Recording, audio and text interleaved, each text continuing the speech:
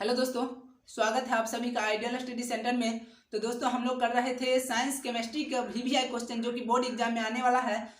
मैं एक बार फिर से आप लोगों को बता देता हूं कि जितना क्वेश्चन बता दिया जाएगा उससे बाहर बोर्ड एग्जाम में नहीं आने वाला है।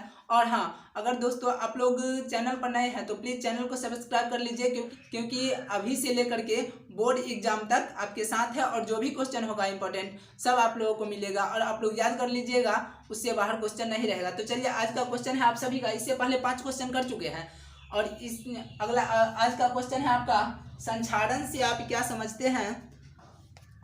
आज का क्वेश्चन है आपका संक्षारण से आप क्या समझते हैं, इसके 2 उदाहरण दे। ये भी इंपॉर्टेंट क्वेश्चन है और ये भी आसान क्वेश्चन है। तो इसका आंसर है, जब कोई धातु को खुली हवा के संपर्क में छोड़ देते हैं तो उस पर एक धुंधली परत जम जाती है।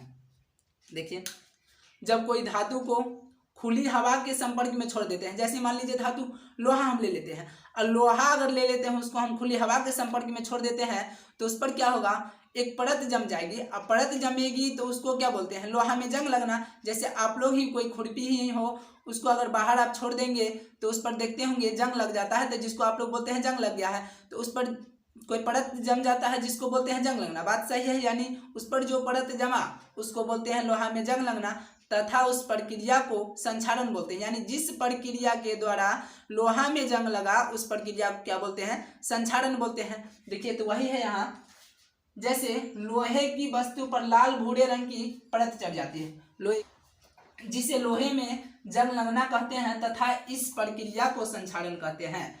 यानी लोहा में जिस प्रक्रिया के द्वारा जंग लगा उस प्रक्रिया को क्या बोलते हैं, संक्षारण बोलते हैं। आसान है क्वेश्चन। देखिए, इसका एग्जाम्पल है, उदाहरण देने के लिए भी बोल रहा है। तो उदाहरण देखिए, तो एग्जाम्पल जो है इसका आपका उदाहरण फर्स्ट है आपका चांदी के ऊपर काली परत, यानी चांदी के ऊपर काली परत, और दूसरा एग्जाम्पल है तांबे के ऊपर हरी परत। तो दोस्तों मैं आशा करता हूं कि आप लोग ये क्वेश्चन समझ में आ गया होगा और आप लोग ये क्वेश्चन को लिख ले और याद कर ले। तो आगे बढ़ते हैं और देखते हैं आगे का क्वेश्चन। तो आइए देखते हैं अगला क्वेश्चन।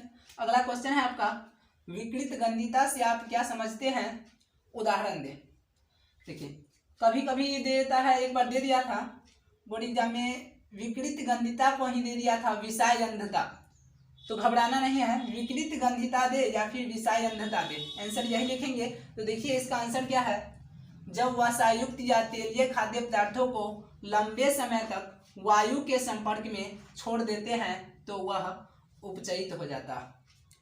जब वसायुक्त या फिर तेलीय खाद्य पदार्थ ले लीजिए और उसको अगर लंबे समय तक वायु के संपर्क में छोड़ देते हैं तो उससे एक विशेष प्रकार की गंध आने लगती है, उपचयित होने के कारण। यानी वह उपचयित हो जाता है, वो जो खाद्य पदार्थ है उपचयित होने के कारण उससे एक विशेष प्रकार की गंध आने लगती है। इसी को बोलते हैं क्या, विकृत गंधिता। तो देखिए, उपचयित हो जाता है और उससे एक विशेष प्रकार की गंध आने लगती है, उसे ही विकृत गंधिता कहते हैं।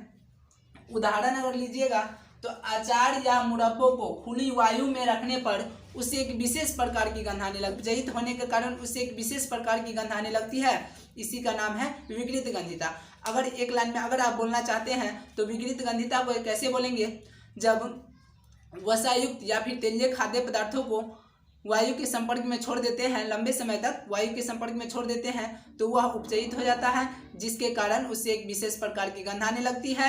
इसी का नाम क्या है, विकृत गंधिता। एग्जाम्पल अगर आपको लिखना है तो क्या लिखेंगे, अचार व मुरब्बों को जब लंबे समय तक वायु के संपर्क में छोड़ दिया जाता है तो वो क्या होता है, उपचयित हो जाता है, जिसके कारण उससे एक विशेष प्रकार की गंध आने लगती है। ये भी क्वेश्चन आसान है। मैं ऐसा करता हूँ कि दोस्तों आप लोगों को ये भी क्वेश्चन समझ में आ गया होगा। तो आपका आज हुआ 2 क्वेश्चन हुआ, तो कल से पढ़ेंगे अवक्रिया, जो भी इंपॉर्टेंट अवक्रिया है जो एग्जाम में पूछा जाता है वो अवक्रिया पढ़ेंगे। तो वीडियो को करते हैं लास्ट। अगर दोस्तों आप लोगों को वीडियो अच्छा लगा हो तो प्लीज़ चैनल को सब्सक्राइब कर लीजिए और बेल आइकन दबा दीजिए, जब भी मैं वीडियो डालूँ तो आप लोगों तक पहले पहुँचे।